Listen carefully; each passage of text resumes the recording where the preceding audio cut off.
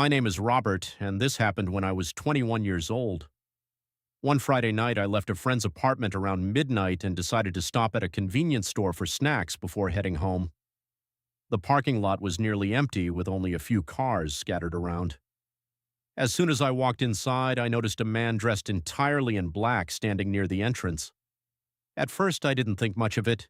People dress like that all the time, but something about him felt off. He wasn't shopping, looking at products, or talking to anyone. He was just standing there, staring. I grabbed a soda and some chips before heading to the counter. While paying, I glanced back and saw that the man hadn't moved at all. The cashier noticed me looking. "That guy's been standing there for almost an hour," he said quietly. I laughed nervously, assuming he was waiting for someone. When I walked back outside, I looked through the glass doors. The man was staring directly at me. A chill ran through me. I quickly got into my car and locked the doors. As I started the engine, I noticed the man walking toward a black sedan parked near the edge of the lot. He climbed into the driver's seat. I pulled out of the parking lot. A few seconds later, the black sedan pulled out too. At first, I ignored it. We could have simply been going the same way. But after several minutes, I started paying attention. Every turn I made, the sedan made too. Every lane change I made, the sedan followed. The roads were nearly empty. I could clearly see the headlights behind me. To test my suspicion, I made a random right turn into a neighborhood I never drove through. The sedan followed. I made another turn. The sedan followed. Then another, still following. At that point, I knew it wasn't a coincidence. My heart started racing. I turned off my music and focused on the road. The sedan remained behind me, never getting too close and never falling too far back. I grabbed my phone and considered calling someone, but I didn't even know what I would say. A black car's behind me? That sounded ridiculous. So I kept driving. A few minutes later, I decided to head toward a busier road. The sedan followed. I sped up. The sedan sped up. I slowed down. The sedan slowed down. Panic started setting in. Then something happened that made everything worse. The sedan suddenly accelerated. Before I could react, bang, it slammed into the back of my car. The impact jolted me forward. I nearly lost control of the vehicle. My hands were shaking. I immediately grabbed my phone and called the police. The dispatcher answered. I explained everything as quickly as I could while trying to stay calm. The dispatcher told me not to drive home. Instead, she instructed me to head directly to the nearest police station. I followed her directions while keeping one eye on the road and one eye on my mirrors. The sedan was still there, still following. The dispatcher stayed on the line the entire time. Every few seconds, she asked for my location. The closer I got to the police station, the harder my heart pounded. I kept expecting the sedan to ram me again, but it didn't. It just followed, street after street, turn after turn. Finally, I saw the police station ahead. Relief flooded through me. I pressed harder on the gas. The station was only seconds away. Then, just as I entered the road leading to the station, the black sedan suddenly turned around. No hesitation, no slowing down. It simply made a sharp turn and disappeared into the darkness. By the time I pulled into the station parking lot, it was gone. Officers took my statement and inspected my vehicle. The damage on the rear bumper proved I'd been hit. Police reviewed nearby traffic cameras, but the footage wasn't clear enough to identify the driver or even read the license plate. Whoever had followed me vanished without a trace. To this day, I still don't know who that man was. I don't know why he followed me, and I don't know what would have happened if I had driven home instead of going to the police station. But one thing still bothers me. When the officers reviewed the convenience store cameras, they discovered something I hadn't noticed. The man in black had been watching me from the moment I entered the store. He wasn't waiting for someone. He wasn't shopping. He was waiting for me. My name is Emma, and this happened when I was 16 years old. It started during a sleepover with my best friend, Sarah. My parents had gone away for the weekend, leaving me home with my older brother. Since we rarely got the house to ourselves, Sarah and I planned a sleepover months in advance. The night started normally. We ordered pizza, watched movies, played video games, and spent hours talking about school and random drama. By midnight, my brother had gone to sleep upstairs. Sarah and I stayed awake in my room watching horror videos on my laptop. Around 1 a.m., Sarah suddenly paused the video. "Did you see that?" she asked. I looked up. "See what?" She pointed toward my bedroom window.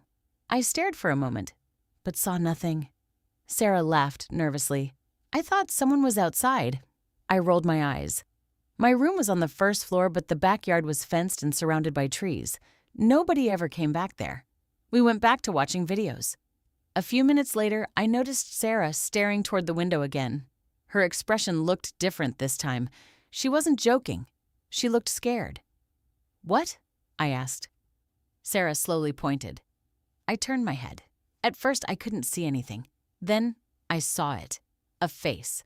A man was standing outside my window. I immediately froze. The glass reflected some of the light from my room, making it difficult to see clearly, but there was definitely someone there. Just standing. Watching us. Neither of us spoke. The man wasn't moving. He wasn't knocking. He wasn't trying to get inside. He was simply staring. My heart felt like it stopped. I remember thinking that if I stayed perfectly still, maybe he would leave, but he didn't. Seconds passed, then more. The man remained there, watching. The worst part was how calm he looked. There was no anger on his face, no expression at all, just a blank stare. Sarah grabbed my arm so hard it hurt. "What do we do?" she whispered. I didn't know. I genuinely didn't know. I wanted to call someone, but I couldn't stop looking at the window. Then the man smiled. It wasn't a normal smile. It was slow, deliberate, almost like he knew he had our attention. The moment he smiled, I grabbed my phone. My hands were shaking so badly that I almost dropped it. I called my dad. The second I pressed the call button, the man turned around and walked away. Not ran. Walked. Like he wasn't worried at all. My dad answered immediately. I explained everything while trying not to panic. He told us to lock the bedroom door and stay inside until police arrived. My brother woke up after hearing us shouting. When he looked outside, the man was already gone. Police arrived 20 minutes later. They searched the backyard, checked nearby streets, and looked around the neighborhood. They found nothing. No man, no vehicle, nothing. At first, I thought maybe it was over. Then, one of the officers called us outside. Near the window, they found footprints in the dirt. Fresh footprints. Whoever had been watching us had been standing there for quite a while. The footprints continued across the yard and disappeared into the wooded area behind our house. That should have been the end of it. But it wasn't. 3 days later, Sarah was staying at her own house when she received a strange message request online. The account had no profile picture, no posts, no followers. The message contained only one sentence. "Tell Emma I said hello." Sarah immediately called me. We reported the account. By the next morning, it had disappeared. Deleted. Gone. Neither of us could prove the account belonged to the man outside my window. But we both believed it did. Years have passed since that night. I've moved to a different city. Sarah and I still talk about it sometimes, and every single time we ask ourselves the same question. How long had he been standing there before we finally noticed him? My name is Jake, and this happened when I was 19 years old. Before I start, I need to admit something. I am not a smart person. At least I wasn't that weekend. Looking back, there were about 50 opportunities for me and my friends to leave. We ignored every single one. It started when 5 of us decided to spend a weekend camping near an old forest trail. The place wasn't popular. Most people avoided it because there wasn't much to do there. For us, that sounded perfect. No crowds, no noise, just a quiet weekend. We arrived late Friday afternoon. The forest was beautiful. Tall trees surrounded the area and blocked out most of the sunlight. The campsite itself was a large clearing with enough room for multiple tents. At first, everything seemed normal. We set up camp, cooked food, played cards, and spent the evening laughing around a campfire. Around midnight, one of my friends, Ryan, pointed toward the trees. "Do you guys see that?" We looked. A small light appeared between the trees. It looked like a flashlight. The light moved slowly before disappearing. A few seconds later, it appeared somewhere else, then disappeared again. We assumed it was another camper. Problem solved. Or at least that's what we told ourselves. The light continued appearing throughout the night, always between the trees, always facing us, always watching. Eventually, we got tired and went to sleep. The next morning, everything seemed normal. No flashlight, no strange sounds, nothing. That should have been the end of it. Instead, we made our first stupid decision. We stayed. The second day was normal until lunch. That's when we found footprints. At first, they didn't seem unusual. People walk through forests all the time. Then we noticed something strange. The footprints weren't leading somewhere. They were circling our campsite. Whoever made them had walked around us, again and again and again, like they were observing us. Ryan wanted to leave. The rest of us laughed, including me. We convinced ourselves that someone was messing with us. Looking back, Ryan was the smartest person there. That night, we started another campfire. A few hours later, the flashlight returned.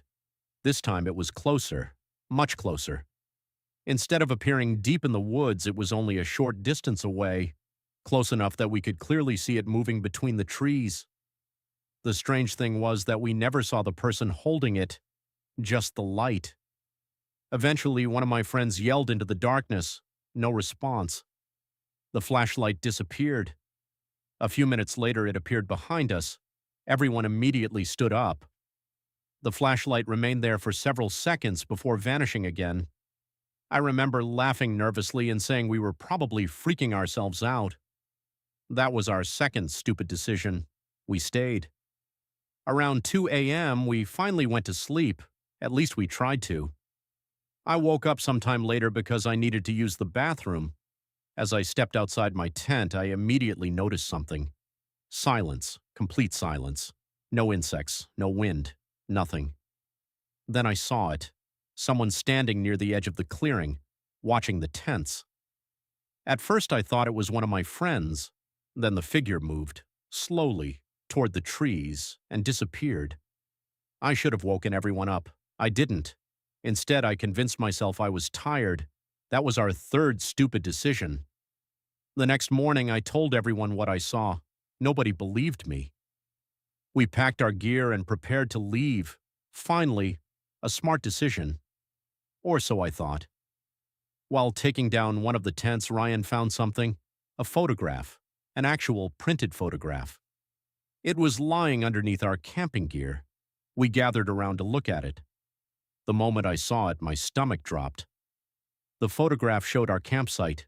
Not from that morning, not from the previous night, from Friday, the day we arrived. The picture had clearly been taken from the woods. Someone had been watching us from the very beginning. We immediately packed everything and left. Nobody argued, nobody laughed, nobody wanted to stay another second. The drive home was silent. A few weeks later, I uploaded photos from the trip to my computer. While scrolling through them, I noticed something that still bothers me. In the background of several pictures, there was a person standing between the trees, always far away, always partially hidden, always watching. The earliest photo was taken less than 30 minutes after we arrived, meaning whoever was watching us had probably been there before we even set up camp. I thought that was the end of it. Then I noticed one final image. I don't remember taking it. None of my friends remember taking it either.